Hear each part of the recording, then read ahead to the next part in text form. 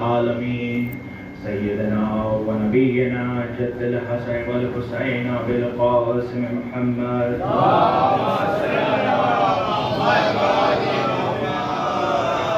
وعلى إمام المظفر وشجاع الغضنفر أبي شبير وشبر قاسم طوبى وصقر الذي سميته أمه حيدر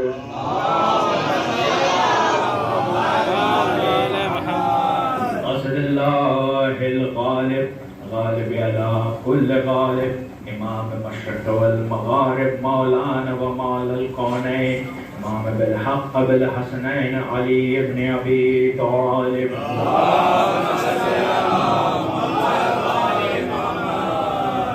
وعلى اهل البيت الطيبين الطاهرين المعصومين المظلومين لعنة الله على غاضب حقوقهم ومنكر فضائلهم ومصائبهم وقتلتهم أجمعين. أما بعد فقد قال الله سبحانه وتعالى في كتاب المجيد بسم الله الرحمن الرحيم وتعز من تشاء وتذل من تشاء بيدك الخير وهو على كل شيء قدير.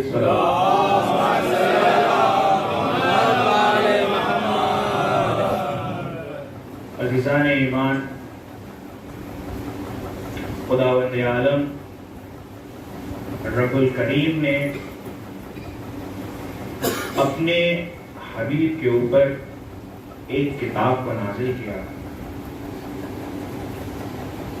کتاب میں یوں تو کئی آیتیں موجود ہیں، لیکن اگر تمام آیتوں کے مجموعے کو غور سے دیکھا جائے تو بلکہ یہ کتاب نہیں بلکہ ایک قصیدے کے طور میں نمایاں نظر آتا ہے. اور یہ قصیدہ اللہ نے اپنے محبوب ترین بندوں کے شان میں کہا ہے. وہی قصیدے کا ایک مصرع ہے کہ وَعِزُّ مَن تَشَاءُ وَتُذِلُّ مَن تَشَاءُ بِيَدِكَ الْخَيْرُ وَهُوَ عَلَى كُلِّ شَيْءٍ قَدِيرٌ. مطلب کہ وہ جسے چاہتا ہے عزت بخشتا ہے اور جسے چاہتا ہے ذلیل کر دیتا ہے، اور اس کے ہی ہاتھ میں تمام اچھائی ہے اور وہی ہر چیز پر قدرت رکھنے والا ہے.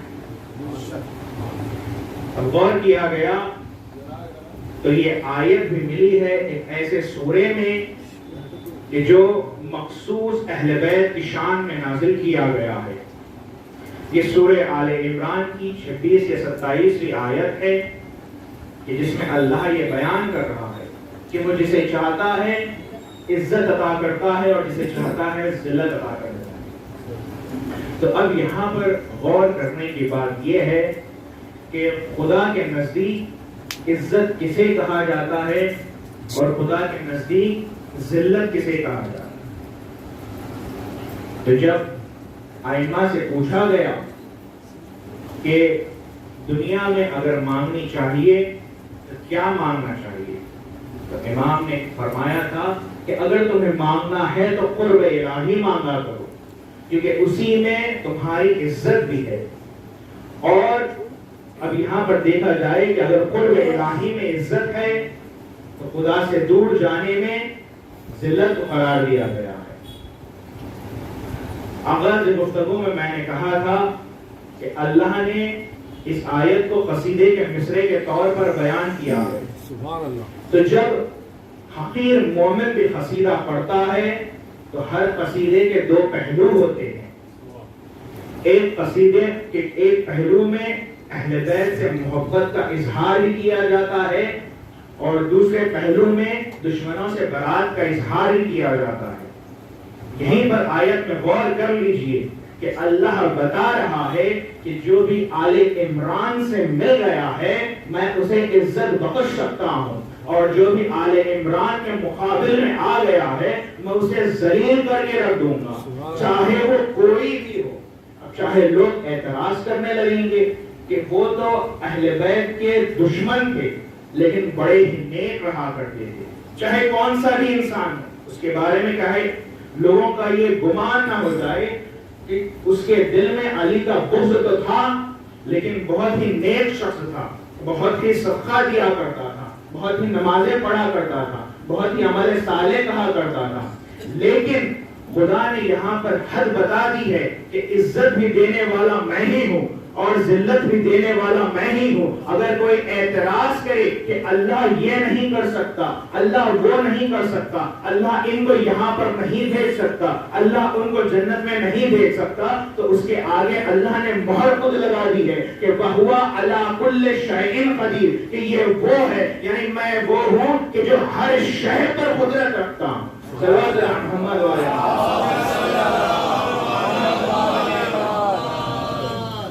اب جن کے شان میں یہ آیتیں نازل ہوا کرتی رہی ہیں، اللہ نے انہیں عزت کس طرح عطا کی ہے دیکھا گیا تو معلوم یہ ہوتا ہے کہ ان کی عزت جو ہے صرف بشریت کی زندگی تک محدود نہیں ہوتی ہے، یہ عزت دنیا میں آنے سے پہلے بھی ہوتی ہے، دنیا سے رخصت ہونے کے بعد بھی ہوتی ہے، یہ عزت غیبت میں بھی ہوتی ہے اور ظہور میں بھی ہوتی ہے، یہ عزت ولادت میں بھی ہوتی ہے، شہادت میں بھی موجود ہوتی ہے۔ اب یہاں پر ان الفاظ کا مطلب کیا ہے کہ عزت غیبت میں بھی ہوا کرتی ہے اور ظہور میں بھی عزت ہوا کرتی ہے۔ تو اب یہاں پر اس کا ایک مثال لے لیجئے کہ جب بھی ہمارے اور آپ کے 8 امام علی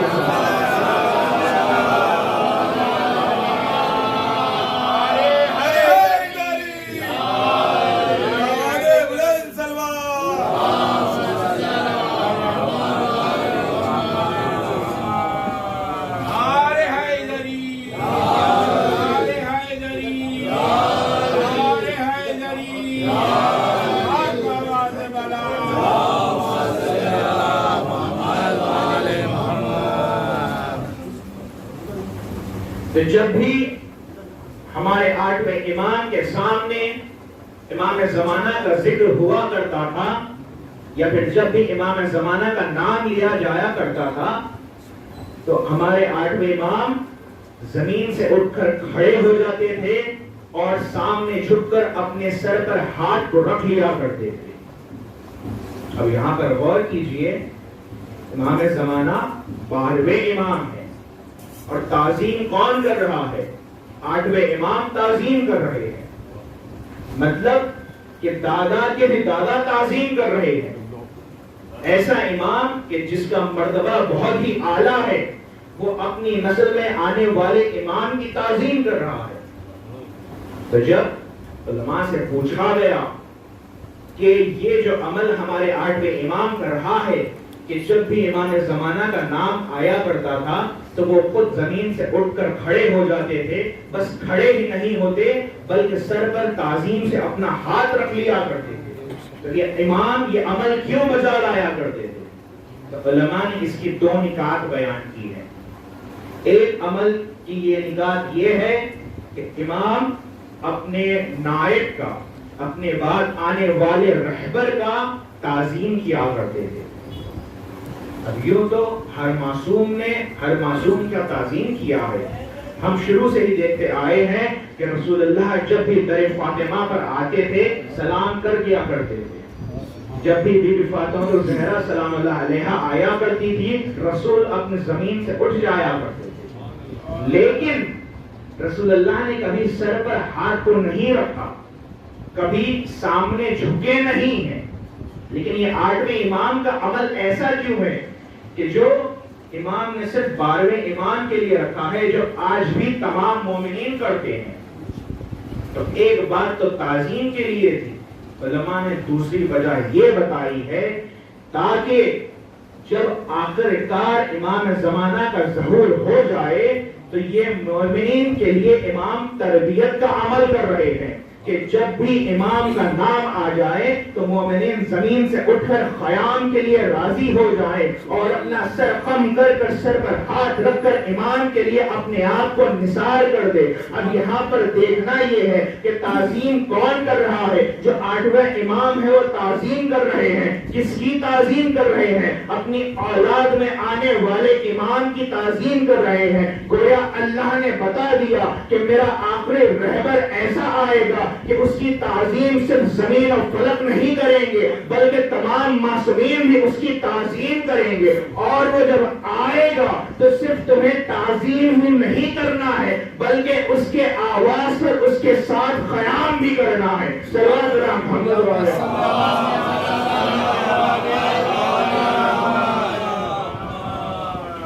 تو یہ ایک بات ظاہر ہو گئی کہ اللہ عزت کس طرح بخشتا ہے. اب ذلت کی تو مثال دینے کی ضرورت نہیں ہے کہ کچھ نام ایسے بھی ہیں کہ جن کے سننے کے بعد خود سے زبان پر لعنت اللہ علیہ آ جاتا ہے.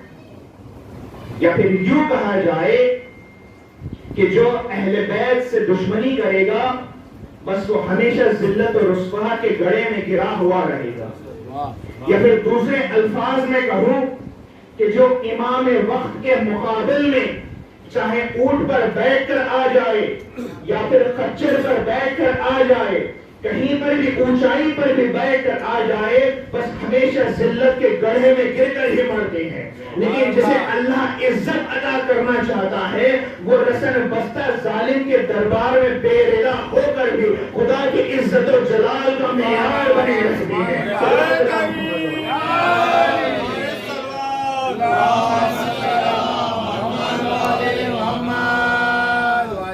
اب یہاں پر معلوم ہو گیا کہ دربار خداوندی میں عزت اور ذلت کا مطلب دنیا کی دولت سے نہیں ہے. عزت اور ذلت کا مطلب دنیاوی علم سے نہیں ہے. عزت اور ذلت کا بس یہی مطلب ہے کہ تم خدا سے کتنی قربت حاصل کرتے ہو اور اہل بیت کے کتنے قریب اپنے کو پاتے ہو. اب یہاں پر میں نے عرض کیا تھا کہ عزت کا معیار یہ ہے کہ بے رضا ہو کر بھی, رسن بستہ ہو کر بھی, ظالم کے دربار میں آ کر بھی یہ خدا کی عزت کا معیار بنے ہوئے رہتے ہیں. یہی ایک بات تھی جو بتانے کے لیے علی مرتضیٰ نے زینب کو کوفے کی گلیوں میں بتایا. جب مولا نے دارالحکمت کو مدینے سے کوفے میں تبدیل کیا, جس وقت کوفے میں آئے ہیں تو سبھی جانتے ہیں کہ مولا نے شہزادی زینب کو رات کی تاریکی میں کوفے کے ایک ایک مقام پر لے جاتے تھے اور اس کی نشاندہی کرتے جاتے تھے. کبھی کہتے کہ زینب اس مقام کو پہچان لو, اسے دارالامارہ کہتے ہیں. زینب اس مقام کو پہچان لو, یہ کوفے کا دروازہ ہے, یہاں پر سے لوگ داخل ہوتے ہیں. زینب اس مقام کو پہچان لو, اسے مسجد کوفہ کہتے ہیں. شہزادی نے پوچھا بابا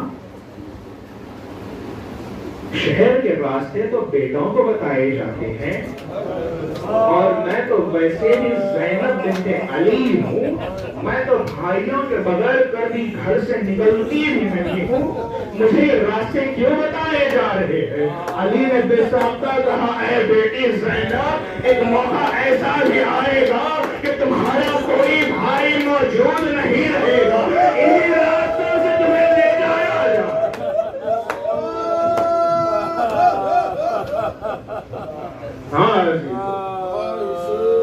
علی ایک ایک موقع پر کربلا کے واقعات کو یاد کرتے جا رہے ہیں. یہی وقت آ کر قریب آیا ہے, مولا علی نے تمام بچوں کو اپنے ایک گھر میں بلایا, دسترخوان بچھایا گیا, سب علی کی اولاد علی دسترخوان پر بیٹھ گئے, کھانے کو لا کر رکھا گیا. لیکن علی نے ایک عمل عجب کیا کہ علی کے ایک جانب کے قریب حسن ابن علی بیٹھے ہیں, بائیں جانب امام حسین بیٹھے ہوئے ہیں. مولا علی نے اپنے سامنے رکھے ہوئے کھانے سے ایک لقمہ اٹھایا, حسین کی پشت پر ہاتھ رکھا, حسین کو اپنے قریب بلا کر حسین کے منہ کے جانب لقمے کو بلند کیا. میں کہوں گا شاید علی سوچ رہے ہوں گے کہ اے میرے حسین, اے میرے کربلا کے بھوکے پیاسے حسین, آج علی کے ہاتھ سے کھانا کھا لے. ہاں عزیزو, جو 20ویں رمضان کی رات میں تمام کام تعامل کرنے کے بعد امام کو وصیتیں کرنے کا موقع بھی آ گیا. مولا سب کی وصیتیں کرنے لگے. امام حسن کو طویل وصیت کی. امام وقت مقرر کیا گیا خدا کے حکم سے اور آخرکار مولا کی شہادت بھی ہو چکی ہے. اب رات کی تاریکی تھی اور حکومت کے خلیفہ کا جنازہ جا رہا ہے. وہ علی کا جنازہ جا رہا ہے کہ جس نے اسلام کے لیے 80 جنگوں میں معرکہ آرائی کی. وہ علی کا جنازہ جا رہا ہے کہ جس کے ذریعے اسلام پھیل رہا تھا. وہ علی کا جنازہ جا رہا ہے کہ جس کے زور کے بغیر اسلام بلند نہیں ہو سکتا تھا. لیکن اس جنازے میں کتنے لوگ شمار ہیں. روایتوں میں ملتا ہے کہ مولا علی کے جنازے میں 30 سے زیادہ لوگ شامل نہیں. جب آخرکار امام صادق سے پوچھا گیا کہ مولا کوفے میں تو مولا علی کے کافی زیادہ چاہنے والے ہوا کرتے تھے, ہمیں معلوم ہے کہ کربلا میں امام حسین کے جنازے میں لوگ شمار نہیں تھے. ہم جانتے ہیں کہ بی بی فاطمہ نے پردے کے واسطے اپنے جنازے میں لوگوں کو نہیں بلایا تھا. تو پھر یہ کیا بات ہے کہ اتنے سارے لوگوں کے ہوتے ہوئے بھی علی کے جنازے میں 40 سے زیادہ لوگ نہیں ہوا کرتے. تو اب امام گریا کرنے لگے. امام دہاڑے مار کر رونے لگے. امام نے کوئی جواب نہیں دیا, بس فرات کی جانب اشارہ کیا اور کہا ہائے چچا عباس, میں یہ کیسے بتاؤں کہ دنیا علی کے ساتھ شہادت کے بعد کیسا ظلم کرتی ہے. عزیزوں نے پوچھا مولا کیا ظلم کیا جاتا؟ تو مولا نے کہا کہ جو لوگ علی کے ساتھ نہیں کر سکے اس کا بدلہ عباس سے لیا گیا. کس طرح لیا گیا کہ جب حسین واپس خیمے میں پلٹ کر آئے ہیں 4000 اشقیا تلواریں لے کر عباس کی لاشیں پر آئے. جس کے پاس جو بھی ہتھیار تھا عباس کے لاشیں پر وار کرتا جاتا تھا. عالم یہ ہوا کہ عباس کا لاشا بھی مارا